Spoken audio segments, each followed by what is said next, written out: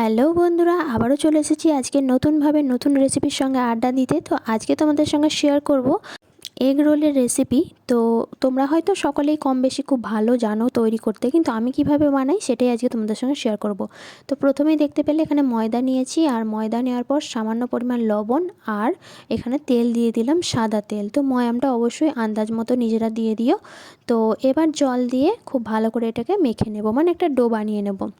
তো এগরোল বানাতে অনেকেই জানো, তো যারা জানো না তাদের জন্য এই রেসিপিটা, আর আমি কিভাবে বানাই সেটাই আজকে তোমাদের সঙ্গে শেয়ার করার জন্য ভিডিওটা তৈরি করা। তো এখানে দেখতেই পাচ্ছ মেখে নিচ্ছি, আর মেখে নিয়ে একটা ডো বানিয়ে নিয়েছি।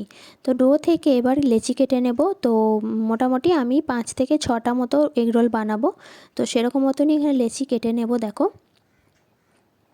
আর বন্ধুরা, প্রথমেই বলে রাখি, ভিডিওটা যদি ভালো লেগে থাকে তো অবশ্যই লাইক করো, কমেন্ট করো, আর ভিডিওটা শেয়ার করে দেওয়ার চেষ্টা করো।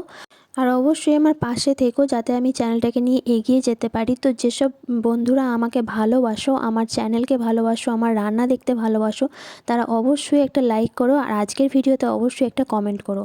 তো এবার দেখো আমি এগুলোকে বেলে নেব। তো বেশ বড় সাইজ করেই বেলবো, কারণ লেচিগুলো বেশ বড় সাইজ করেই কেটেছি আমি।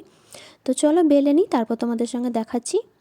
তো দেখতে পাচ্ছ এখানে বেশ বড় সাইজের একটা রুটি বেলে নিয়েছি, মানে রুটির থেকেও কিন্তু বেশ বড় সাইজ। এখানে হয়তো সাইজটা ঠিক বোঝা যাচ্ছে না।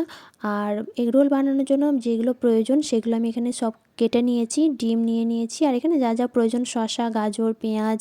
তো বাড়িতে বানানো মানে এই একটা বেশ মজা লাগে আমার, যে যেটা ইচ্ছা সেটা আমরা বাড়িয়ে কমিয়ে আনন্দ করে খেতে পারি।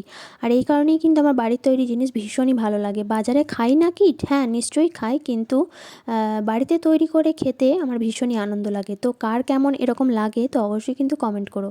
আর দেখো রুটিটা প্রথমে কিন্তু তাওয়াতে আমি সেঁকে নিচ্ছি। তো আজকে আমি তোমাদেরকে দুই রকমভাবে রোল করা দেখাবো, যার যেটা সুবিধা।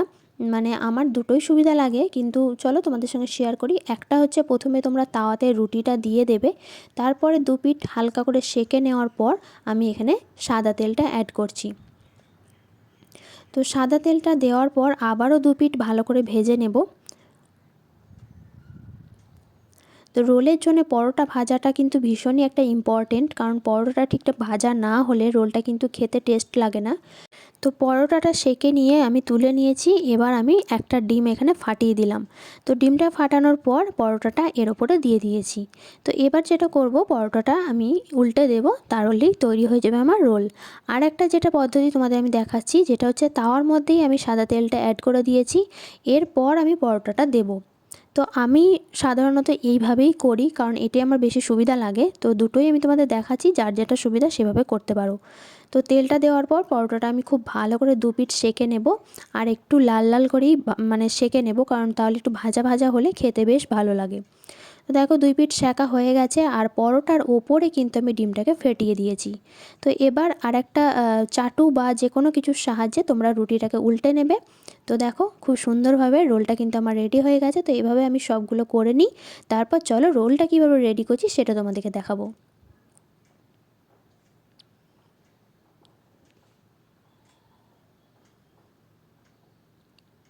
তো দেখো ভীষণই সুন্দর হয়েছে। এবার একটা পাত্রের মধ্যে আমি নিয়ে নিয়েছি, এবার রোলটাকে রেডি করব। আর তার জন্য দেখো আগে থেকে আমি আলু সিদ্ধ করে নিয়ে আলুটাকে খুব ভালো করে ভেজে নিয়েছি, নুন, হলুদ আর সামান্য পরিমাণ গরম মশলা দিয়ে।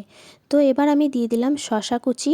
তো শসা কুচি দেওয়ার পর এবার আমি দিয়ে দেব গাজর কুচি, দিয়ে দিলাম পেঁয়াজ কুচি। তো এবার যেটা দেবো সেটা হচ্ছে লেবুর রস। অল্প পরিমাণ লেবুর রস দিলে রোলের স্বাদ কিন্তু মানে দুর্দান্ত লাগে খেতে।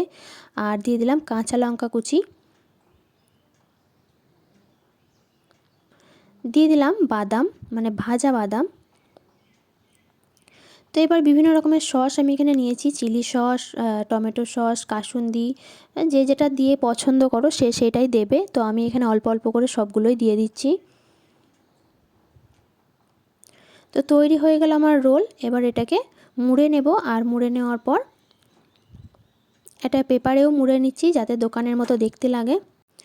তো দেখো রেডি হয়ে গেছে আমার এগ রোল, আর দেখতে কিন্তু ভীষণই সুন্দর লাগছে। আর যতটা দেখতে সুন্দর লাগছে তার থেকেও বেশি খেতে সুন্দর হয়েছিল।